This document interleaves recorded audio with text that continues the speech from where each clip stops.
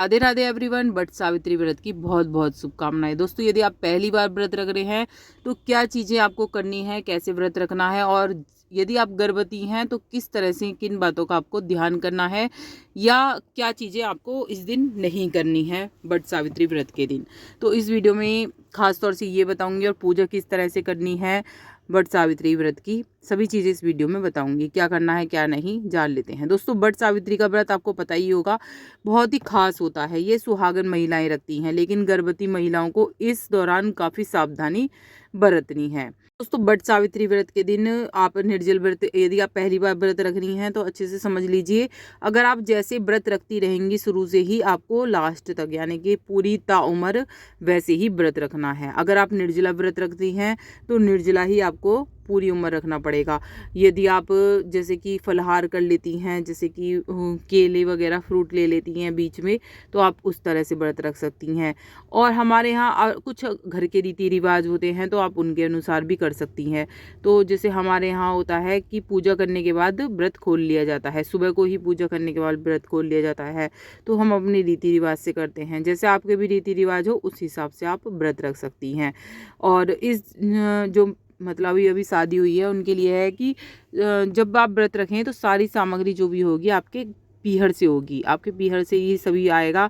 16 श्रृंगार करिएगा और जब बट सावित्री व्रत की पूजा करिएगा। किस तरह से पूजा करनी है, सबसे पहले आपको सुबह ही जल्दी से नहा लेना है। 16 श्रृंगार करने हैं। 16 श्रृंगार बहुत इसमें पूजा में ज़रूर करने होते हैं। तो 16 श्रृंगार करके अच्छे से तैयार हो जाइए। अपनी जो शादी की चुन्नी है, फेरों की चुन्नी, उसे ओढ़ लीजिए।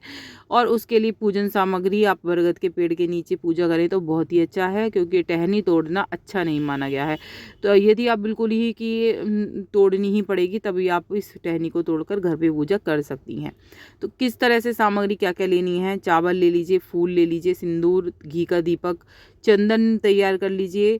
और पेड़ में भोग लगाने के लिए आप पूड़े बना सकती हैं, पूड़े बनाएं। और एक जो सफ़ेद सूत होता है उसे ज़रूर रख लें, जिससे आप 7 बार या 11 बार आप परिक्रमा करेंगी। कलश भर कर रख लीजिए। व्रत में मतलब खरबूजा चढ़ाने के लिए, या आम, चना रख लीजिए, पुए रख लीजिए। जैसे पुए बनाते हैं, मीठे पुए जैसे मैंने बताए थे, वो रख लीजिए। सुहाग का सम्मान ज़रूर रखें, जो कि मायके से आया हुआ वो चढ़ाने के लिए, तो वो सुहाग का सम्मान चढ़ाएं। और नीले, काले, सफ़ेद रंग के कपड़े आपको नहीं पहनने हैं।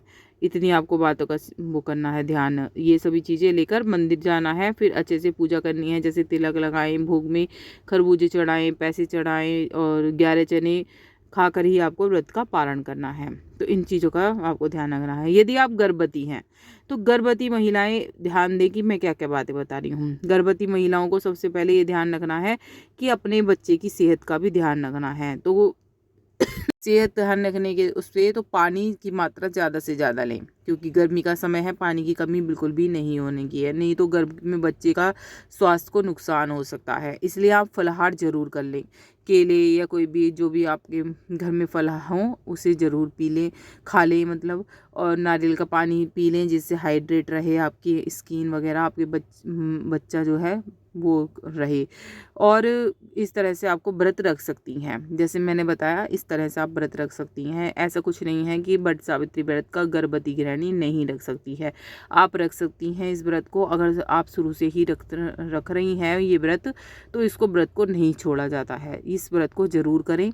बस ये है कि आप फलाहार ले सकती हैं। और कुछ चीज़ें नहीं करनी है आपको। क्या नहीं करनी है, जैसे हम परिक्रमा करते हैं, सूत लेके 7 या 11 परिक्रमा करते हैं। किसी किसी के 108 परिक्रमा भी होती हैं, सूत 108 बार फेरा जाता है। तो बिल्कुल भी इस तरह से ना करें। आप 7 भी 11 भी कुछ भी नहीं करना है। कोई भी सूत से आप नहीं लपेटें। आप किसी से फिरवा सकती हैं, या तो आप अपने हस्बैंड से कह दीजिए, या फिर वहाँ पर कोई औरत हो तो उससे अपने नाम का करवा दीजिए। लेकिन आपको जो धागा फेर नहीं करनी है। आप सुहाग ले सकती हैं और गले मिल सकती हैं, बरगद से पेड़ से गले मिलें। और सुहाग मतलब बिंदी लगा के सुहाग जैसे लिया जाता है, पहले बिंदी लगाएं बरगद के पेड़ को, ऐसे ही अपने 7 बार बरगद के पेड़ के लगाएं, 7 बार अपने बिंदी और मांग में सिंदूर भरें। इस तरह से 7 बार सुहाग जरूर लें। और बट सावित्री व्रत की कथा ज़रूर सुन लें, क्योंकि मेरे चैनल पे आ जाएगी उसी दिन, आप ज़रूर देखिएगा। बट सावित्री व्रत की कथा उस दिन ज़रूर सुनें, चाहे घर पे आकर ही सुन सकते हैं। और भी जैसे मैंने बताया, काले नीले कपड़े या चूड़ी जो होती हैं या साड़ी होती है, बिंदी होती है, ये बिल्कुल भी नहीं पहननी है। काला, नीला और सफ़ेद, इन चीज़ों का आपको ध्यान रखना है। हो सके तो लाल या मरजेंटा या इस तरह से खिले खिले रंग के कपड़े आपको पहनने चाहिए। जिनकी नई नई शादी हुई है वो अपने पीहर से आए हुए ही कपड़े पहनेंगी, 16 श्रृंगार करेंगी। और टोकरी में फल और पंखा रखें, पंखा भी होता है किसी किसी के यहाँ, पंखा रखें। और जैसे कि वो होता है किसी किसी के यहाँ जल के लोटे की बजाय आप मिट्टी का बर्तन पात्र भी ले जा सकती हैं। श्रृंगार की सामग्री जरूर रख लें, 5 या 11 श्रृंगार सावित्री के नाम के जो श्रृंगार चढ़ाए जाते हैं। तो उस टोकरी का जो आपने श्रृंगार चढ़ाया है वो आप थोड़ा सा श्रृंगार वही रखे आइए। मंदिर में जा रहे हैं तो मंदिर में रखे आइए, थोड़ा सा श्रृंगार अपने लिए रखना है आपको। इस दिन दोस्तों बायना भी निकाला जाता है, तो बरगद के पेड़ को माला जरूर पहना दीजिएगा और बायना अपनी सास को जरूर दीजिएगा। पूड़े का निकाल सकते हैं या फिर खाने का भी निकाल सकते हैं।